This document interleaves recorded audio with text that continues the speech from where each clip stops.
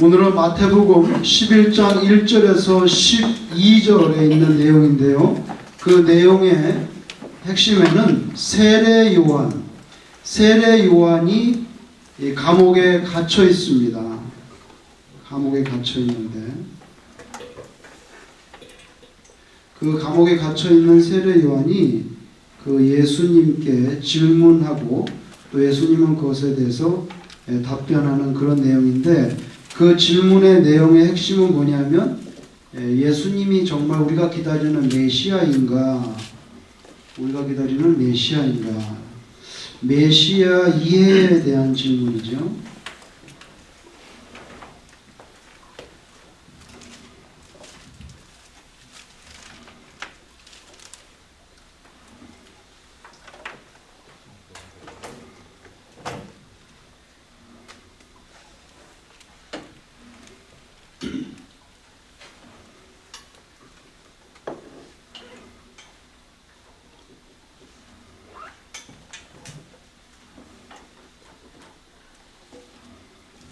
이스라엘에 가면 마케루스라고 하는 성체가 있는데요. 그렇게 큰 건 아니지만 산입니다. 산인데 이 위에 이렇게 성체가 있어요. 마케루스 성체라고. 이게 헤롯의 별장으로 쓰였는데 이 좁은 길을 따라서 이렇게 가면 큰 산이 나타나고, 이게 사면 다 절벽이 거의 경사가 가파라요. 아주 경사가 가파라서 만약에 유사시에 이걸 점령하기가 상당히 어려운 일종의 난공불락의 요새 중에 하나입니다. 이 마케루스 성체가 있는데 세례 요한은 이 마케루스 성체로 가는 이 길을 지나서 성지순례 가는 관광객들은 이렇게 해서 이 계단을 만들어 놔가지고 이렇게 해서 올라가게 되는데, 지난번에 저희 교회 갔을 때 여기 갔었어요. 기억하실지 모르겠지만, 가는데 보면 여기 이 산에 군데군데 이 천연 동굴들이 있습니다. 천연 동굴들이 있어요. 이쪽에도 완만한 경사가 있는 그 산지들인데, 여기도 가다 보면 천연 동굴들이 있어요. 천연 동굴들이 있는데 세례 요한이 갇혀 있었다고 하는 동굴이 있습니다.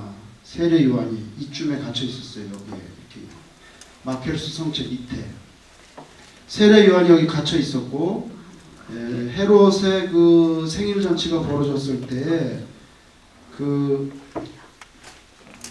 스텝 도로가 나와서 막 춤을 추니까 네가 뭘 원하느냐, 내가 나라의 절반이라도 주겠다고 허풍을 떨다가 그 간교한 그 와이프가 세례 요한의 목을 달라. 그 생일 잔치가 벌어졌을 때 이미 세례 요한은 여기에 잡혀와 있었거든요. 잡혀와 있었어요. 이미 여기 잡혀와 있었는데 생일날 세례 요한의 목을 쟁반에 담아서 달라 하니까 자기가 많은 신하들 앞에서 나라의 반이라도 주겠다고 허풍을 떨어놨으니 그 체면상 안 줄 수도 없고, 그래서 세례 요한을 여기서 꺼내서 목을 자르고 목을 쟁반에 담아서 성체로 가져왔죠. 여기 목 없는 시체가 있고, 나중에 세례 요한의 제자들이 가서 목이 없는 자기 스승의 시신을 거둬서 장례해 줬어요.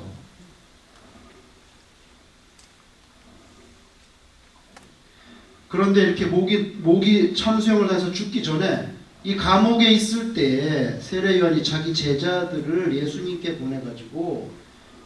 보내서 예수님이 과연 우리가 기대하던 바로 그 메시아입니까? 질문합니다. 정말 황당한 내용이죠. 왜냐하면 옛날에 벌써 예수님 세례도 줬고, 자기가 세상 죄를 지고 가는 어린 양을 보라 막 이렇게 다 얘기해놓고 예수님 메시아인 걸 선포해놓고, 이제 와서 예수님 메시아, 우리가 기다리는 메시아 맞습니까? 이렇게 질문하기 때문에 성경을 읽는 우리 독자들로 하여금 좀 큰 그 혼돈에 들어가게 만드는 그런 장면이에요. 오늘 이 장면이. 그때 예수님께서 뭐라고 대답을 하셨는가? 그리고 세례 요한은 예수님이 우리가 기다리던 메시아인 걸 정말 의심했는가? 정말 의심해서 제자들을 보면서 당신 정말 우리가 기다리는 분 맞습니까? 의심했는가? 첫째. 의심했다면 왜 의심이 갑자기 들었는가?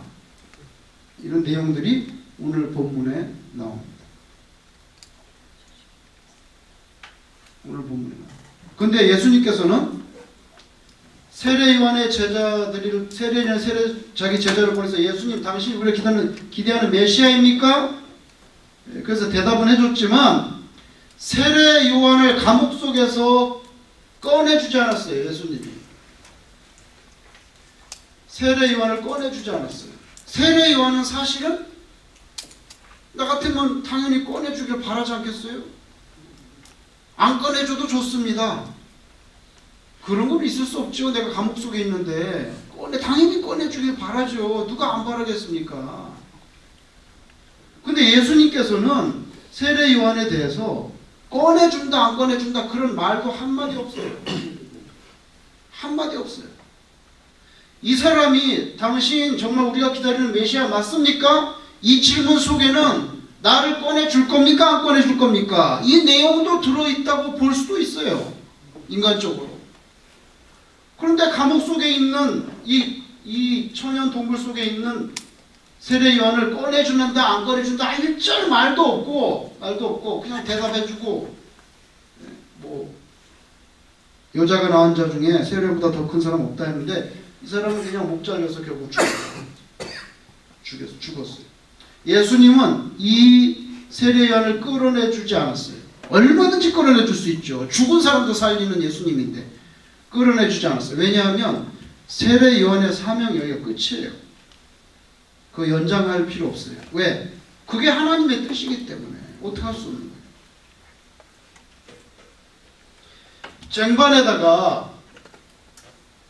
쟁반에다가 사람의 목을 잘라서 가져왔을 때 얼마나 저기 했겠어요. 우리도 보면 가끔 사극에서 보면은 참수당해가지고 목 들고 오는 거 보이는데 이렇게 들고 왔단 말이죠. 세례요한을.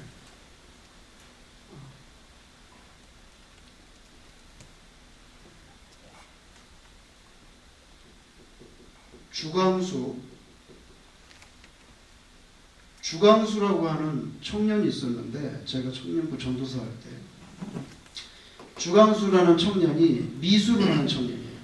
그래서 자기 전시전도 하고 뭐 맨하탄에서 전시전도 하고 그러는 청년이었는데 이 주광수 청년이 자기가 이제 그림을 그려서 전시도 하는데 자기가 신앙적인 그림, 종교적인 그림이라고 말하자면 자기가 신앙적인 그림으로 최초로 그린 그림이 쟁반에 올려져 있는 세례 요한의 목이 담겨있는 이 그림이에요.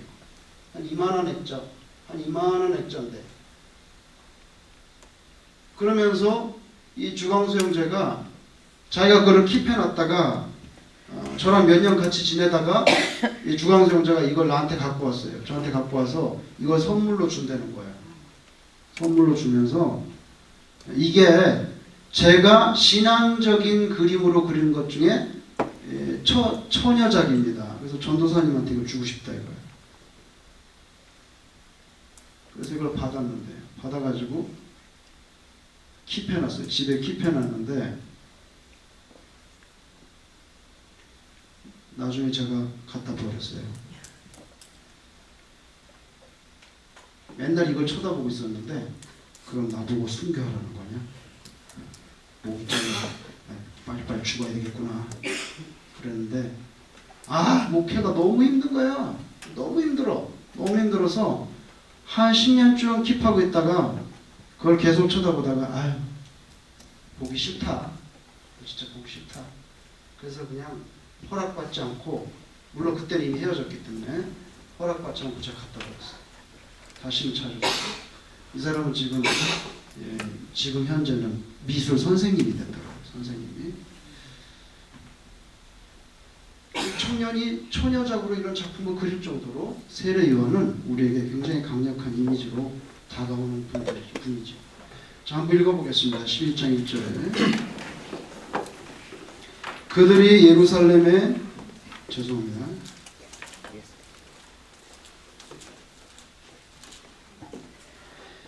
예수께서 12제자에게 명하기를 마치시고 이에 그들의 여러 동네에 가르치시며 전도하시려고 거기를 떠나 가시니라. 요한이, 여기 요한은 이제 세례 요한입니다.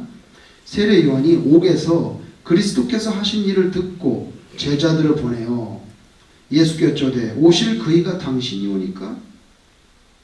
아니면 우리가 다른 일을 기다리오리까? 아, 세상 죄를 지고 가는 어린 양을 보라 했고 내가 세례를 받아야 될 텐데 주께서 나에게 오십니까? 이거 세례까지 다 줘놓고는 이제 와서 예수님 정말 메시아 맞아요? 아니면 다른 사람을 기다릴까요? 문자적으로 보면 분명히 세례 요한은 예수님이 메시아인지에 대해서 혼동되고 있어요. 혼동되고 있어요. 그걸 부인할 수가 없어요. 이 문자적으로 봤을 때. 문자적으로 봤을 때.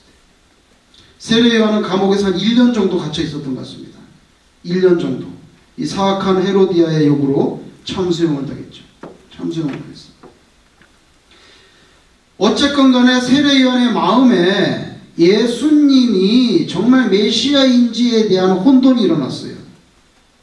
그래서 우리가 다른 사람을 기다릴까요? 그런 질문을 받았을 때 예수께서 대답하여 이르시되 너희가 가서 듣고 보는 것을 요한에게 알리되, 제자들에게 뭐라고 하냐면 가서 너네 선생님한테 얘기해라. 뭘요? 여기 일어나는 일을 그냥 그대로 얘기하라고. 그게 뭔데? 5절 맹인이 보며 못 걷는 사람이 걸으며 나병한 자가 깨끗함을 받으며 못 듣는 자가 들으며 죽은 자가 살아나며 가난한 자에게 복음이 전파된다. 현실이잖아. 그대로 가서 전해. 그게 당신이 진짜 우리가 기다리는 메시아냐 아니냐에 대한 대답이라는 거예요. 그러면 그게 메시아라는 거예요? 메시아가 아니라는 거예요. 그게 무슨 뜻으로 그런 말을 하는가? 어쨌건 간에 그렇게 전하라. 6절에 누구든지 나로 말미암아 실족하지 아니하는 자는 복이 있도다. 실족한다는 것은 길거리에 가다가 돌불에 탁 걸려가지고 꼬당 자빠져가지고 돌에 걸려서 자빠지는 거. 돌에 걸려서 자빠지는 게 실족이에요. 실족하지 않은 사람. 나 때문에, 나로 말미암아 나 때문에 실족하지 않는 사람이 복이 있다. 그러니까 예수님 때문에 영적으로 시험에 들고 자빠지지 않으면 참 복이 있다. 그 말이 무슨 말입니까? 나 때문에 실족하지 말고 넘어지지 마라. 나 때문에 넘어지지 마라. 그들이 떠나며 예수께서 무리에게 요한에 대하여 말씀하시되 너희가 무엇을 보려고 광야에 나갔더냐? 바람이 흔들리는 갈대냐? 아니죠. 그러면 너희가 무엇을 보려고 나갔더냐? 부드러운 옷 입은 사람이냐? 아니죠. 부드러운 옷을 입은 사람은 왕궁에 있습니다. 얇은 옷, 비싼 옷, 얇고 하늘거리는 옷. 일반 평민들은 투박하고 두꺼운 그런 옷을 입고 있는데 얇은 옷, 부드러운 옷, 할랑할랑거리는 옷을 입고 있는 사람은 왕궁에 있지요. 그러면 너희가 어찌하여 나갔더냐? 선지자를 보기 위해 나갔냐? 맞다. 내가 너에게로니 선지자보다 더 나은 사람이야. 기록된 바 보라, 내가 네 사자를 내 앞에 보내노니 그가 네 길을 내 앞에 준비하리라 하신 것이 이 사람에 대한 말씀이니라. 내가 진실로 너에게 말하노니 여자가 낳은 자 중에 세례요한보다 큰 이가 일어남이 없도다. 그러나 천국에서는 극히 작은 자라도 그보다 크니라. 세례 요한의 때부터 지금까지 천국은 침노를 당하노니 침노하는 자는 빼앗는다. 자, 오늘 본문이 여기까지인데 여기서 우선 예수님께서 세례 요한의 제자들에게 여기 일어나는 일 그대로 말해라. 소경 눈 뜨고 못 걷는 사람 걷고 나병 환자 낫고 귀머거리 듣고 죽은 자 살아나고 가난한 자에게 복음이 전파되고 있잖아. 이걸 그대로 얘기해줘. 자, 그러면 다시 이사야를 봐야 될 것 같아요. 이사야 29장 18절. 이사야 29장 18절 한번 보세요.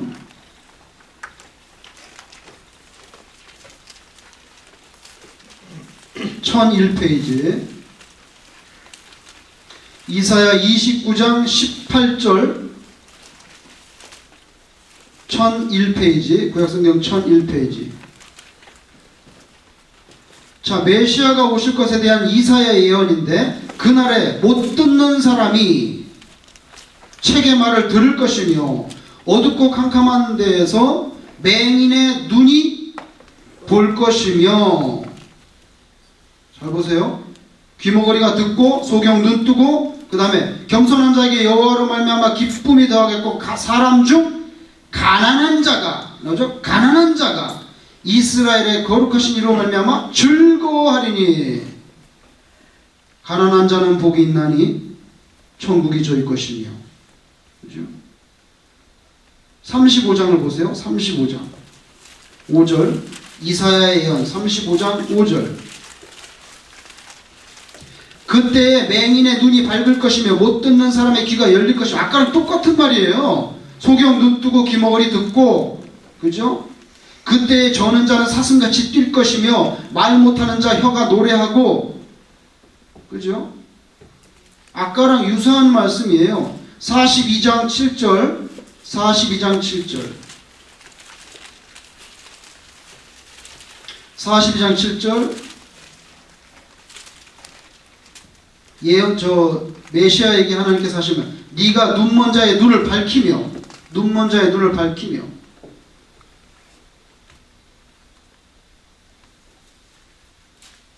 61장 한번 보세요. 61장. 이사야 61장.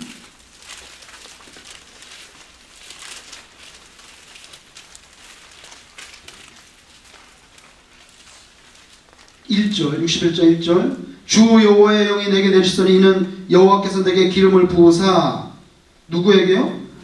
가난한 자에게 아름다운 소식, 복음, 가난한 자에게 복음을 전하게 하려 하십니다. 나를 보내서 마음이 상한 자 고치고 포로된 자 자유, 갇힌 자 노임을 선포하며. 이런 얘기가 나와요. 이게 무슨 말입니까? 세례 요한이 예수님 당신이 우리가 기다리던 메시아입니까? 아니면 다른 사람 기다릴까요? 그랬더니 지금 일어나고 있는 일 그대로 말해라. 소경 눈 뜨고 귀머거리 듣고 가난한 자에게 복음이 전파되고 있는 이 현실을 말해라. 무슨 말입니까? 이사야서, 예를 들면 이사야 선지자 같은 데서 메시아가 오면 이런 일이 벌어질 거라고 지금 다 예언되어 있지 않니? 지금 그게 그대로 일어나고 있잖아. 그러니까 본인이 메시아라는 거예요? 아니에요. 메시아라는 거죠. 본인이 메시아라는 거죠. 그러니까 예수님 진짜 메시아입니까? 아니면 기다려야 됩니까? 하니까 그 말씀을 줬는데, 예를 들면 이사야에 있는 말씀을 몇 군데 보면 메시아가 나타나면 이런 일이 발생한다는 게 똑같이 되고 있거든요. 그러니까 세례 요한에 대한 대답을 무엇으로 줬냐면 이사야 선지자의 예언의 말씀으로 준 거예요. 여기 보세요. 우리의 신앙생활할 때 상당히 많은 질문의 대부분의 해답은 어디에 있냐면은 성경에 있습니다. 오늘 예수님 맞죠? 이사야에 있는 말씀을 그대로, 우리의 많은 질문은 해답은 성경에 있어요. 성경에. 그래서 딴 데 가서 뭐 참선하고 도 닦고 기도해서 받는 것도 있겠지만은 잘못하면 신비주의에 빠질 수가 있고, 가장 확실한 것은 여기 있어요. 그래서 대답은 일단락됐어요. 나 메시아다, 나 메시아다. 그러면서 하신 말이 뭐예요? 나로 인하여 실족지 않는 자는 복이 있다. 이게 뭡니까? 나로 인하여 실족할 가능성이 있네, 네가. 그렇기 때문에 그 말씀을 준 거죠. 나로 인하여 실족하지 마, 의심하지 말라고. 왜 실족합니까? 오케이, 그러면 예수님 메시아인데 왜 나를 안 꺼내줘요? 나는 당신의 길을 예배하러 온 사람이에요. 나를 당연히 꺼내줘야지.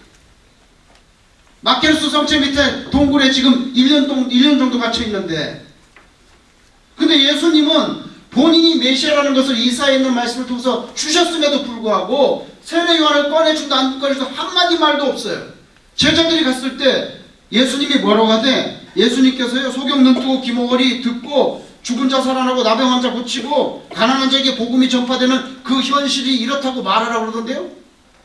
그러면 세례 요한이 성경을 잘 아니까, 구약 성경을 잘 아니까, 아, 그러면 본인이 메시아라는 뜻으로 이사야의 말씀을 나한테 주신 거구나. 근데 그거밖에 말 안 했어? 날 언제쯤 건져내준다는 일절 말도 없었어. 그런 말씀은 전혀 없던데요. 그럼 난 어떻게 해야 되는 거야? 시험에 들게 생겼어요. 지금 시험에 들겠어요. 예수님이 그걸 아니까 바로 나로 인하여 실족하지 않는 자는 복이 있다. 네 사명이 거기라고. 광야에 외치는 소리, 세례요한의 소리야. 소리는 여러분 펑션이 외치고 사라집니다. 소리는요 뭐 남지 않아요. 옷을 남긴다든지 안경을 남긴다든지 책을 남긴다든지 그러지 않아요. 소리는 그냥 확 퍼지고 끝. 세례요한은 예수님의 길을 닦는 그 소리로 왔기 때문에 소리의 사명이 끝났고 본체가 왔으니까 사라져야 돼요.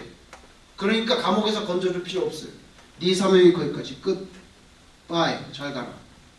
예수님이 얼마나 냉정하고 차갑습니까? 잘 가라고. 왜? 예수님이 사람이 아니에요. 사람이지만 하나님이시죠. 너 사명이 거기까지. 뭐 모세는 뭐 병들어 죽었습니까? 모세가 120살 될 때 눈의 기력이 쇠하지 아니하고 눈 잘 보여요. 돋보기 안 끼고도 막 신문 읽을 수 정도였나 봐요. 모세는 병들어 죽은 게 아니에요. 왜? 사명이 끝나서 죽은 거예요. 성경적으로 보면 예수 믿는 사람이 죽는 것은 사명이 끝나면 죽는 겁니다. 그러니까 빨리 돌아가시고 싶으면 사명을 내려놓고 오래 사시고 싶으면 사명을 오래 가지고 있으면 오래 살죠. 그래서 세례요한은 끝난 거예요. 나로 인하여 실족하지 않는 자 복이 있다. 누구한테 준 말입니까? 세례요한한테 준 말입니다. 섭섭하게 생각하지 마라. 나 너 안 구해준다. 섭섭하게 생각하지 마. 너 사명 거기 끝. 수고했다. 잘했어. 세상에 여자가 낳은 자 중에 최고야. 근데 빠이. 하나님의 나라에서 만나자. 그겁니다. 여기 보세요. 하나님은 항상 우리가 기대하는 대로만 해주지 않아요. 우리의 기대가 문제가 아니라 하나님의 뜻이 문제예요. 제가 세례요한에서 지금 마케르스 성체에 갇혀있다고 하면 당연히 예수님이 건져주기를 바랄 거예요. 100% 바라지. 왜 안 바래? 내가 자기를 위해서 이랬는데. 하나님은 항상 우리가 기대하는 대로만 그렇게는 안 돼. 하나님의 뜻대로. 우리 기대가 하나님의 뜻에 맞으면 될 거고 우리의 기대가 하나님의 뜻에 맞지 않으면 안 될 겁니다. 안 되는 게 하나님의 뜻대로 되는 거예요. 안 되는 게 하나님의 뜻대로 되는 거예요. 할 수 없어요. 왜냐하면 우리는 사람이고 하나님은 신이시기 때문에. 나로 인하여 실족하지 않아 복이 있도다 말씀하신 다음에 주님의 위로와 격려가 있었어요. 사실 잘했다. 고생했다. 여자가 낳은 자 중에 네가 최고야. 뭐 더 뭘 바래? 최고의 평가가 나오는데 그 평가를 받고 기쁨으로 가야지. 자, 세례요한의 의심은 그럼 왜 생겼는가? 왜? 자기가 감옥에 갇혀있는데 편지 한 장 안 하고 전화 한 번 안 하고 신방 한 번 안 오고 그래서 의심이 생겼나? 왜 의심이 생겼냔 말이에요. 왜?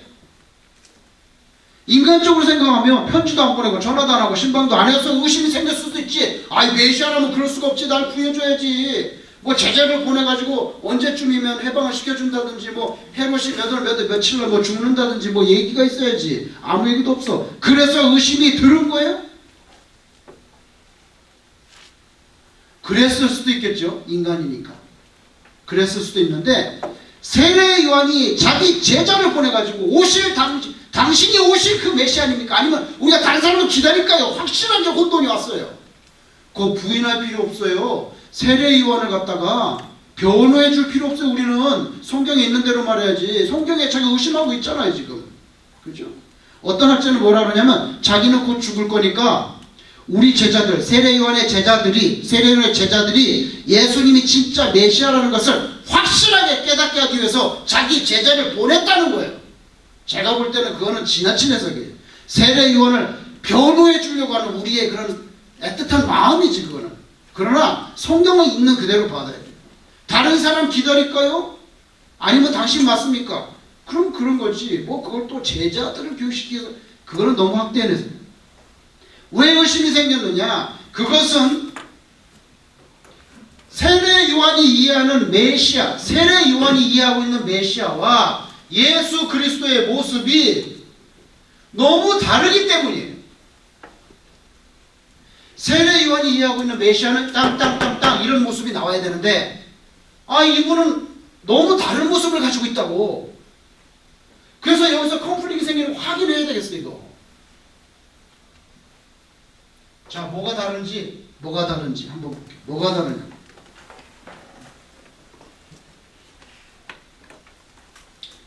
어디를 보냐면요. 마태복음 3장을 보세요. 마태복음 3장.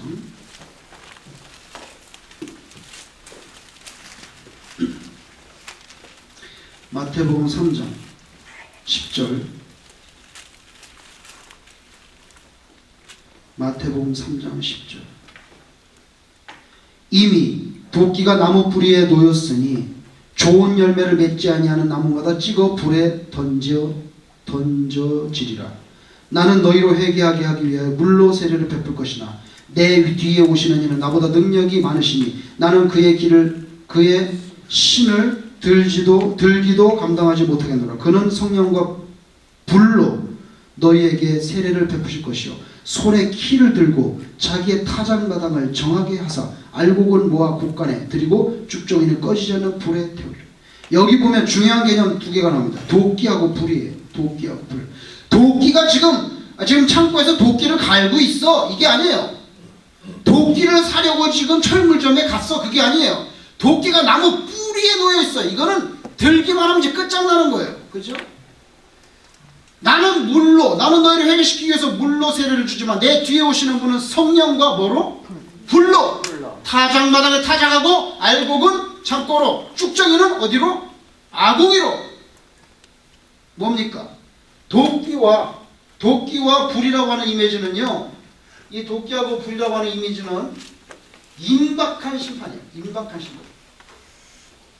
세례 요한이 생각하는 메시아는 당장 이 썩어빠진 역사를 끝장내는 심판주의. 그래서 예수님의 탄생, 자 보세요. 예수님 탄생, 이게 곧 심판이에요.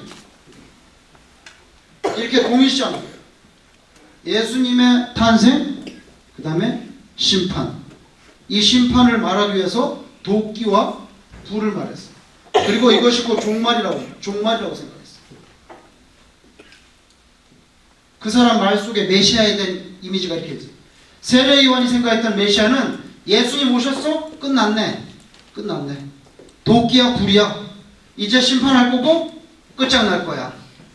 그렇게 기대를 했는데 예수님은 자르지도 않고 불도 안 지르고 맨날 하는 말이 뭐예요?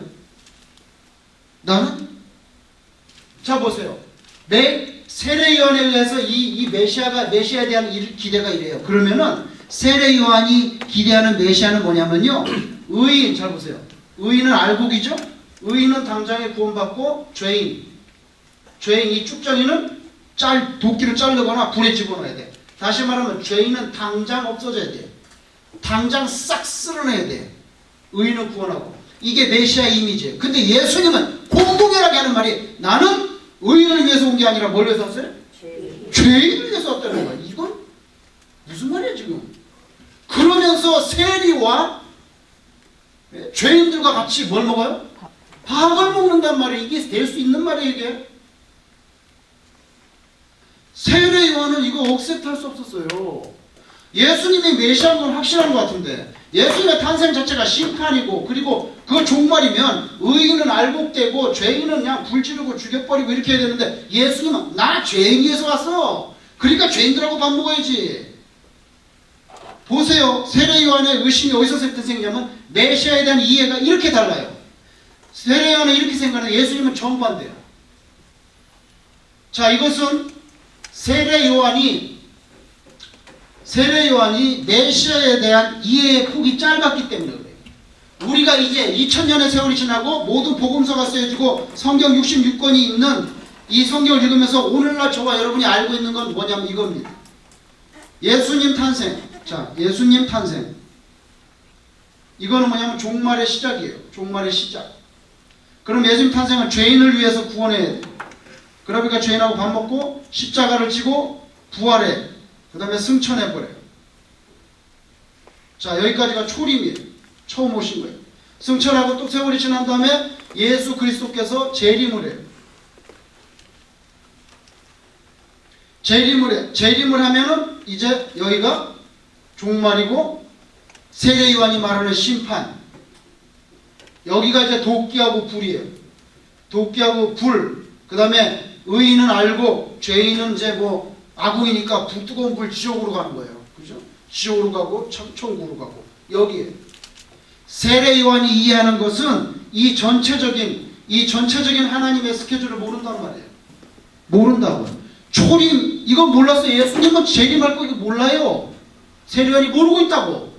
그러니까 여기서 다 끝나야 되는데 이것도 모르고 있잖아. 지금 이것도. 부활도 모르고 있잖아. 부활도 못 보고 죽었어요. 십자가도 못 보고 여기서 죽어버렸어요.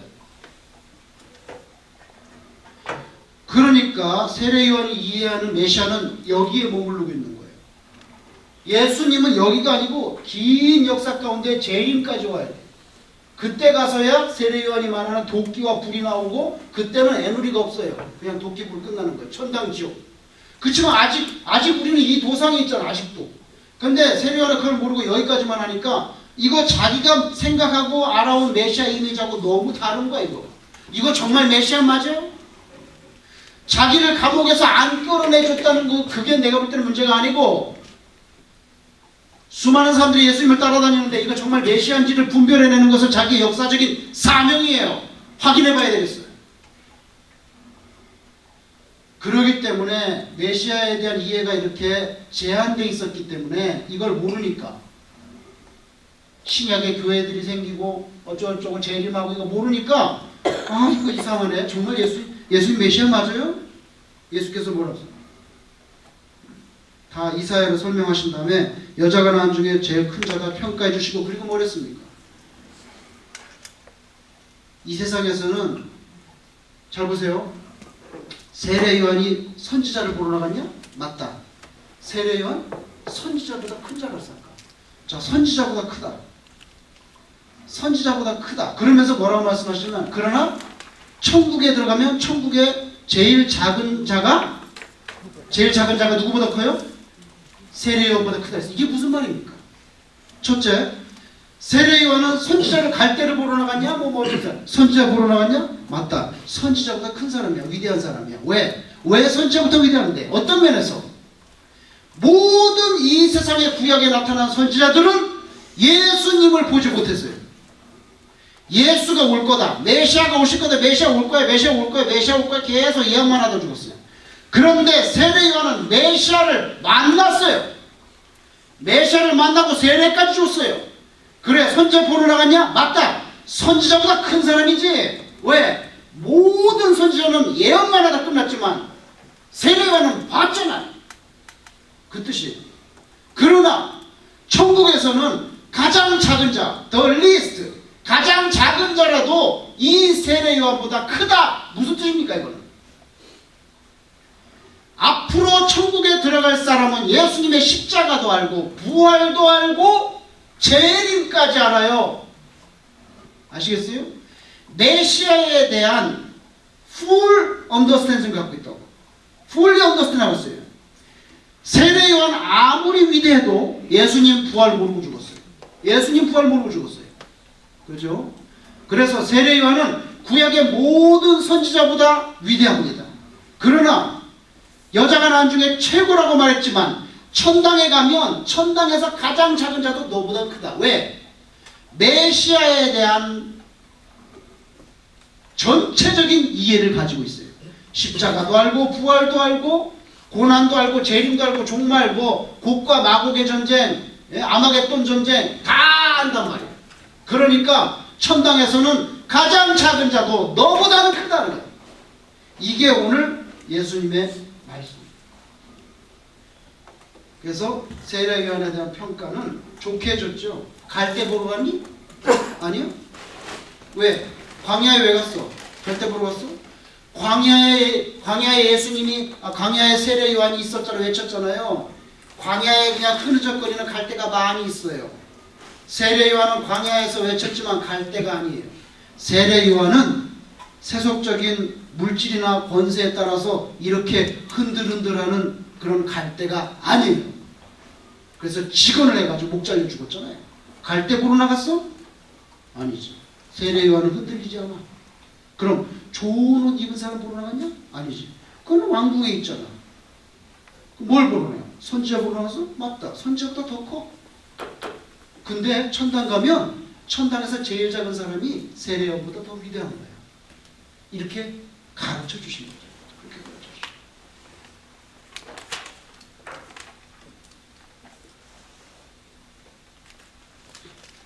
여러분 이사야 11장 4절 한번 보세요. 이사야 11장 4절 982페이지 982페이지 이사야 11장 4절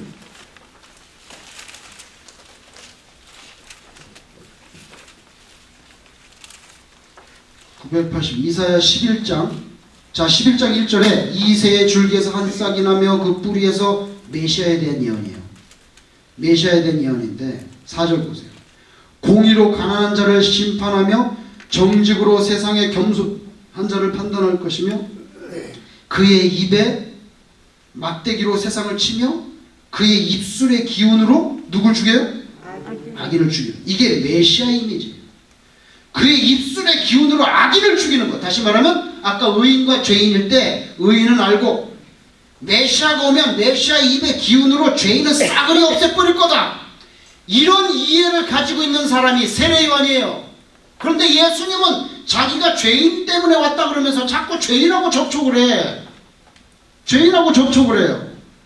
그러니까 이해할 수 없는 거죠. 그래서 세례요한이 헷갈린 거예요. 헷갈린 거예요. 마태복음 앞에 말라기를 가보세요. 말라기.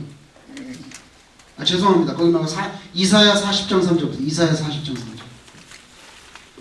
1015페이지. 1015페이지. 이사야 40장 3절. 1015페이지.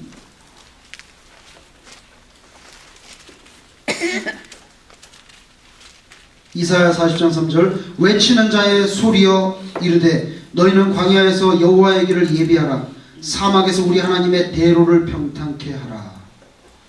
여기 외치는 자의 소리로 온 게 바로 세례요한이죠. 그럼 말라기를 가보세요. 마태복음 앞에.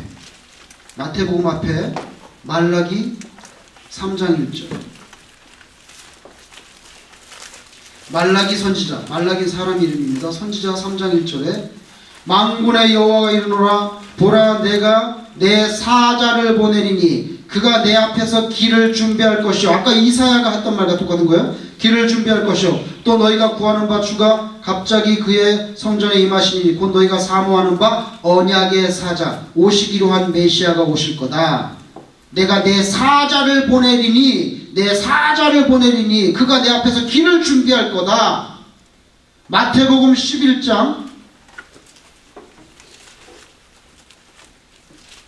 10절 마태복음 11장 10절 기록된 바 보라 내가 내 사자를 내 앞에 보내리니 그가 내 길을 내 앞에 준비하리라 하신 것이 누구예요? 이 사람. 이사야와 말라기가 예언한 사람이 바로 세례요한이라.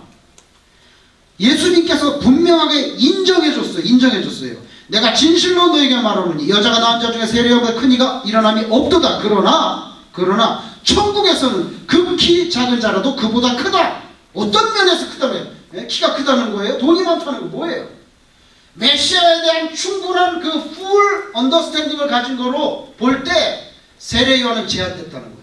그리고 천당에 들어간 사람은 십자가, 부활, 재림 뭐 다 알고 있다는 거예요.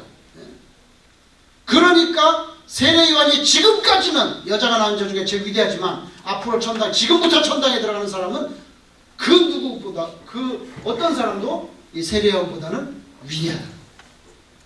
그 말씀을 주신 거예요. 세례요한은 도끼와 불을 말하면서 임박한 심판을 기대했지만 예수님은 심판을 유보했습니다. 그리고 재림을 하나님의 뜻에 따라 재림할 때까지. 그래서 처음에 초림에는 사랑의 주. 그러니까 뭐 막 세리도 받아들이고 막 창녀도 같이 밥을 먹고 막 다 받아들여. 왜? 사랑의 주로 왔기 때문에. 그러나 아까 세례요한이 말한 도끼와 불의 개념으로서 마지막 재림하실 때는 그때는 사랑이 없어요. 그냥 넌 이쪽 너 저쪽 끝. 거기서 뭐 너 염소 양 이렇게 해서 알곡은 천당 곡간으로 쭉정이 아궁이로 지옥으로. 그때는 재림.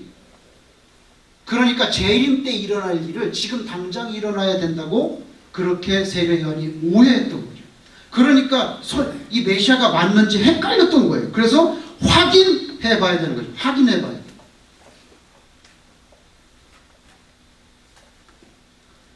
여러분, 예수님께서 세례 요한에게 나 꺼내준다 안 꺼내준다 그런 얘기도 안 하니까 세례 요한이 얼마나 섭섭했을까요? 인간적으로. 그러니까 예수님이 그걸 알고 그걸 미리 다 내다보시고 나로 말미암아 실족하지 않는 자는 복이 있다. 섭섭하게 생각하지 마십시오. 이렇게 이제 세례 요한한테 말을 하는 거죠. 섭섭하게 생각하지 마라. 예수님은 하나님이에요. 예수님은 하나님이에요. 다 아시니까 섭섭하게 생각하지 마라. 한 군데만 찾아보고 마치겠습니다. 어딜 찾아보냐면요, 이사야 8장을 보세요. 977페이지. 거기 결정적인 말이 나와요. 977페이지.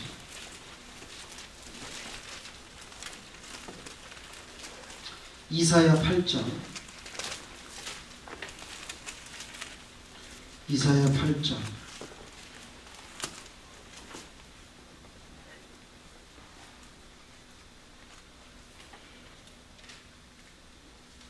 14절. 이사야 8장 14절. 이사야 8장 14절. 이사야의 입을 벌려서 예언하십니다. 그가 성소가 되시리라. 메시아가 곧 성전이에요.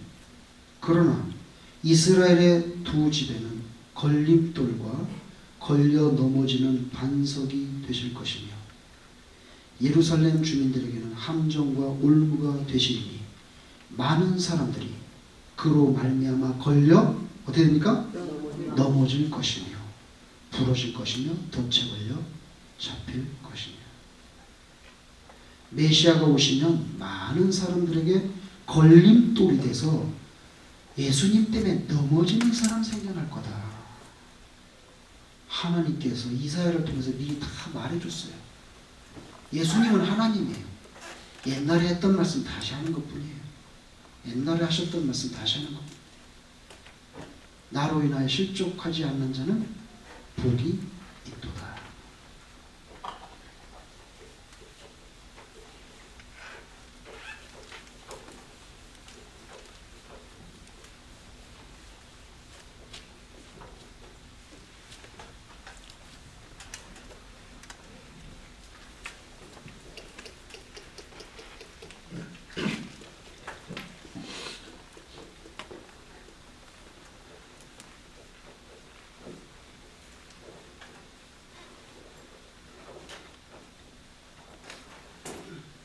자, 이제 여기 한번 보세요.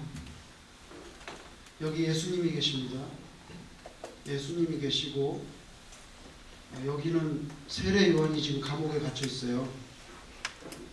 1년 정도 갇힌 것 같아요. 그 세례 요한이 갇혀 있다고 하는 동굴 지금도 있어요. 마케르스 성전 밑에. 조그마해요. 지난번에 갔을 때 이스라엘 갔을 때 가이드가 안 보여줬는데 그거 좀 보여주면 좋은데 안 보여주고 그냥 산꼭대기 올라가더만. 자, 세례 요한이 감옥에 갇혀 있습니다. 잘 보세요. 당신 메시아입니까?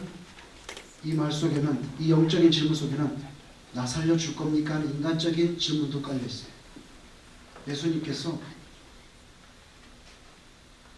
나로 인하여 실족하지 않으면 복이 있도다. 결론은요? 안 꺼내준다.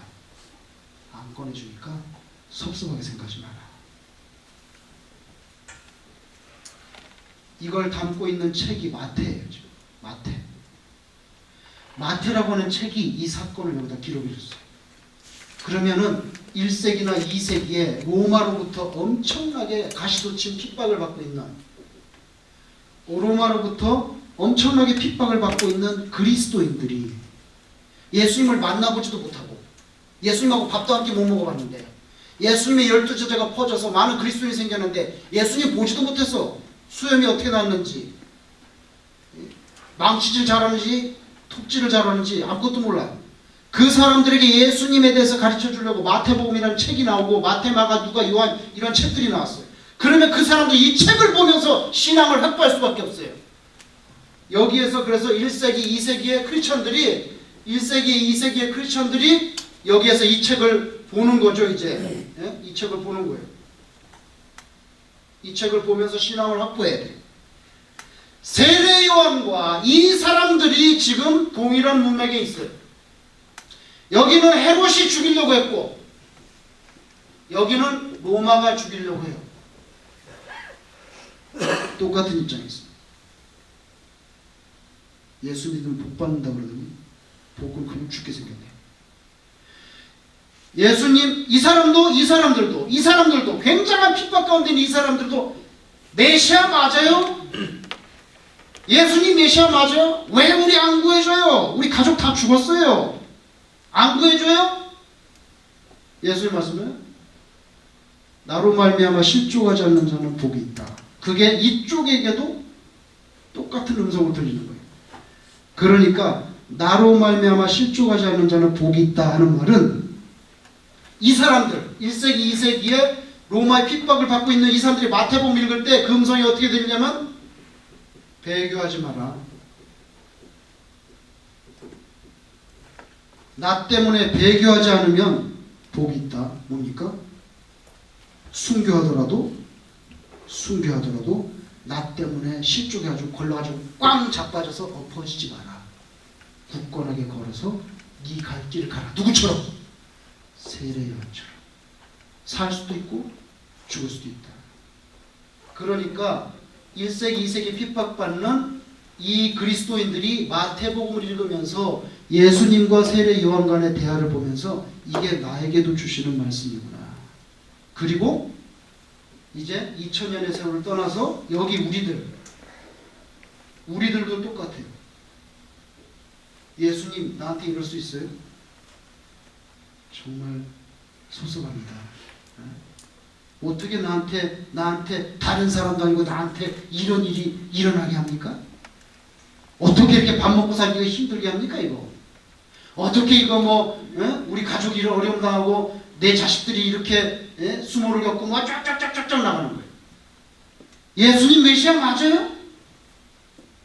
문맥만 다르지 똑같아요. 그래서 이 세례 요한과 예수님의 대화를 담은 마태복음이 우리들에게도 의미를 주는 거죠. 세상적으로 말하면 성경책은 고전 중에 고전이에요. 고전이라는 거, 클래시컬하다는 뜻은 옛날에 쓰여진 책을 고전이라고 하는 게 아니라 고전의 정의, 고전이 뭡니까? 고전은 옛날에 쓰여진 책입니다. 그건 틀린 해석입니다. 고전이라고 하는 것은 시대를 초월해서 동일한 의미를 던질 수 있는 게 고전이에요. 이때도 똑같이 의미를 주세요. 똑같이 교훈을 줄 수 있어요. 그런 책은 아무나 그런 책이 할 수 있는 게 아니죠. 수필 같은 거 그렇게 안 되는 거예요. 소설 같은 거. 그 당시 문맥은 맞았지만 이때는 안 맞는다든지, 이때는 맞았지만 우리한테는 안 맞는다든지, 그러면 고전이 아니에요. 그래서 애들 보고 자꾸 고전을 읽으라는 게, 고전에는 인생에 대한 근본적인 문제를 건드는 거예요. 그러니까 고전 읽어야 된다. 요새 맨날 마법사 나오고 빗장 타고 돌아다니는 그런 해리포터만 읽으면 그 문제 해리포터도 어린애들 읽으니까 그냥 기독교 이게 없어 해가지고 막 마술 막 오천치 막 어린애한테 그런 게 꽉 들어가 있으니 그게 그리스도인의 그 정체성 확보가 쉽겠어요? 정말 어려운 거예요. 맨날 마법사가, 성경은 그런 거 아니잖아요. 지금 중요한 게 차라리 이수신 장군 읽는 게 나아요. 상상력을 키우는 데는 도움이 되지만 기독교적인 세계관을 집어넣는 데는 요새 그런 소설이 별로 도움 안 돼요. 상상력을 키우는 데 도움이 돼요. 그래서 오늘 이 말씀이 우리에게도 주시는 말씀이에요. 혹시 알겠어요? 저와 여러분에게. 나로 말미암아 실족하지 않은 자는 복이 있도다. 우리에게 주시는 말씀인 줄로 믿습니다. 자, 기도하겠습니다.